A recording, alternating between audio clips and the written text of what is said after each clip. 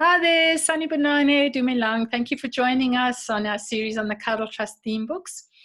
Having worked in this field for over 15 years, we've realized that many of the teachers and even homeschooling moms we've met have a limit to time and resources. So we've put together a series of theme books. These theme books have structured lessons with activities and worksheets in which we attempt to use all 5 senses. Through the series of activities, we are hoping to challenge the child and develop his skills progressively so that by the time the year has passed, he will have reached certain outcomes which will make him ready for school. We also always attempt to make the child feel like a winner, and at the same time, we are hoping that this will empower you to run a school that is professional, productive, and in the long run, profitable. Today, we're going to be looking at the theme of transport. Previously, we have looked at the theme of me and my people and animals, and the next thing that the child will have the most information about would be about transport, because most children have driven in a car or a taxi or in a train. So we take the theme transport and we divide it up into 4 weeks. The first week we talk about land transport, cars, trains, taxis. Second week we talk about water transport, and depending on where you stay, a child would have had a fair bit of exposure to either a boat or to surfing or just even a board, a lilo in a swimming pool. The third week, we're going to look at air transport, and the fourth week, we're going to look at specialized transport. So as usual, every month when you start your new theme, first thing you're going to do is you're going to look at your theme table to let the parents realize, hey, something new and exciting is happening. So we're going to put up a chart so that the child has got some guidance in knowing what he is going to be looking at that month. He can then also know what he can bring. So some children might find a coloring in book and bring you pictures of all different kinds of transport that they are used to. And then we would take these pictures and we would laminate them, because then you can use them forever in your lessons. Another child might bring his toys. Boys especially would definitely have cars or buses at home. Another child just wants to participate. So they're going to go through a magazine. And look, this young child found a picture of a boat or a hot air balloon. They even find a picture of a ship. And yet they can put these on the theme tables and they're participating in the lesson. Remember that one of the main goals of the theme table is that even the shyest of shyest children can feel that they are part of something. They might not participate verbally, but they can participate by bringing something for the theme table.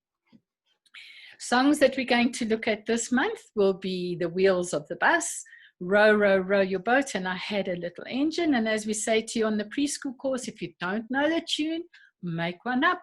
But if you're wanting more guidance, we do have the CDs available, and just contact us via the Cuddle Trust webpage and we can share more information on that with you.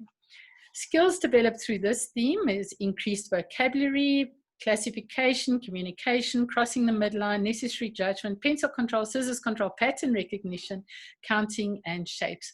And as you can see, we are adding a few more things as well, because it's now already the 3rd to 4th month of the school year, and the child has done a fair bit of practice on that.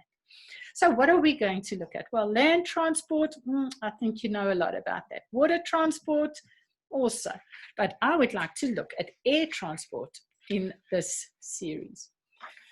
As usual, here you can see we have shared fairly comprehensive lesson plans with you so that you don't need to spend too much time to go and find information about this. We've tried to share the relevant information with you, because remember, you want to not underestimate how much a child can learn, but you also don't want to overestimate and just throw big words at them, because then they are going to say, whoa, I don't know what teacher's talking about. So hot air balloons, what do you know about a hot air balloon? Long ago, people looked at birds and thought, oh, it would be so nice to fly in the sky Some even try to stick feathers to their arms and just jump off a roof, pretending that they were birds. Do you think that was successful? No. And you can even have a child practice that. Let them just stand on a chair and jump off and see if they're going to stay up in the sky. They would generally, in the past, if they jumped off those high buildings, they hurt themselves. But one way was possible, and that was with a hot air balloon. So a hot air balloon is not a balloon like we think of it, this big plastic thing that we blow up at party time. A hot air balloon, the balloon part is made up of very strong material, which is attached to a basket where the people sit.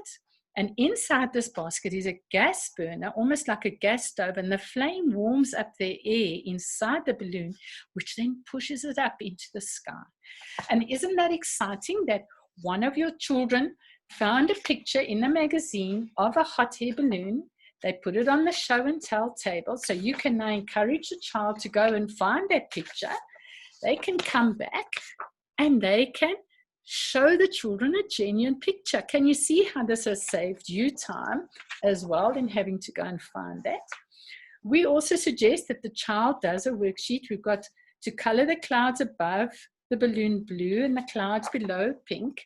So all the worksheets are in your teacher's manual. So that is the picture you would give the child.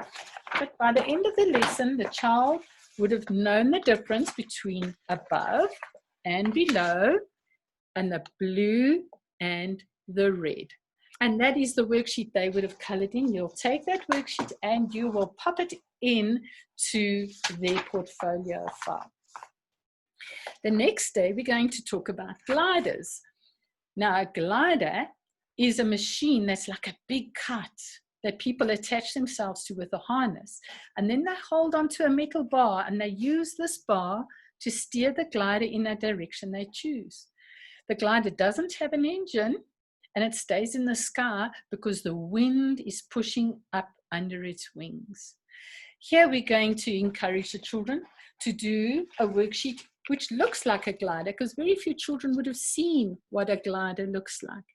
And then we're going to ask them to find pictures of birds and stick them below the man, and pictures of airplanes which they can stick above the person.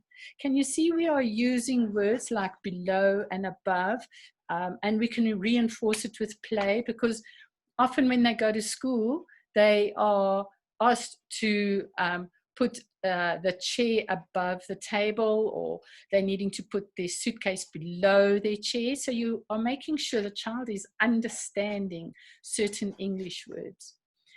The next day we're going to look at aeroplanes. So once the engine had been invented, people could now think of a way how they could keep a machine made with an engine up in the sky. And this would have been called the aeroplane. The first people to build an aeroplane were two brothers called Orwell and Wilbur Wright. Nowadays, we've got lots of aeroplanes. We've got big ones, we've got small ones, we've got fast ones, we've got tiny little ones that only for special purposes, and we've got fighter jets. Some aeroplanes are used to transport people from one place to another very quickly, and other aeroplanes are used to transport products. They can move much faster than a car can, but they can also carry hundreds of people at a time. And now today, I would suggest start discussing with the children, give them opportunity to participate. Ask them who's seen an aeroplane, who's been on an aeroplane, where did you go to, what did it look like inside an aeroplane, and what is the man called who flies an aeroplane? Well, I'm sure you know, that is a pilot. As you can see with the worksheets, we're also progressing. So today, we're going to ask them to connect the dots from number 1 to number 9. So they are doing number recognition. After this, they would have a picture of an aeroplane, and you can allow them to color it in. But they can see that they've got to be disciplined. They can't just go 1, 4, 2, 3, wherever they want to. If they want the aeroplane to look like an aeroplane, it's got to follow the numbers in the correct order.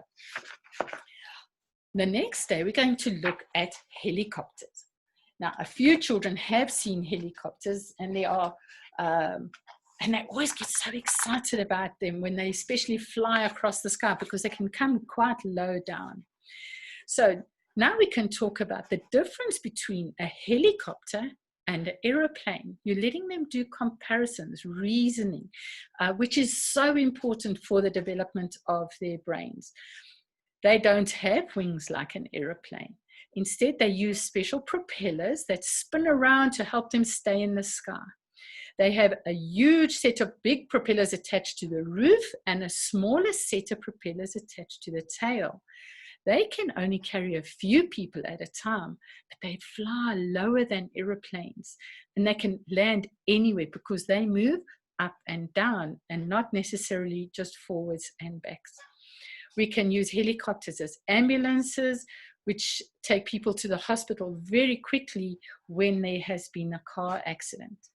Here again, this worksheet, we'll let them connect the dots, but this time there's no numbers attached. They just have to trace all around the dots. Again, a discipline, but they can get a specific shape at the end. And again, can you see we've got our hot air balloon, helicopter, and an aeroplane. We are reinforcing the different air transport that we have been speaking about with the children. So we let them connect those dots, and then they have learnt about the helicopter.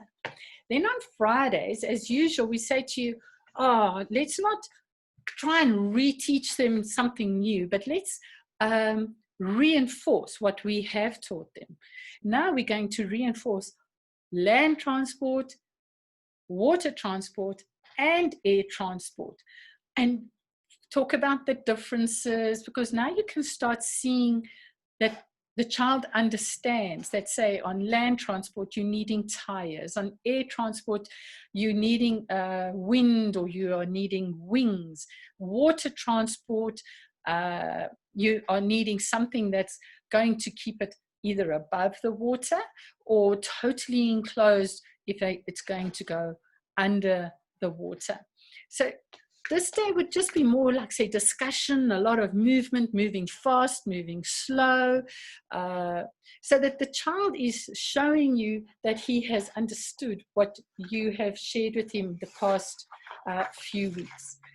Our worksheet here is we have got the different types of transport, and we let the child draw a line, whether it is air, land, or water transport.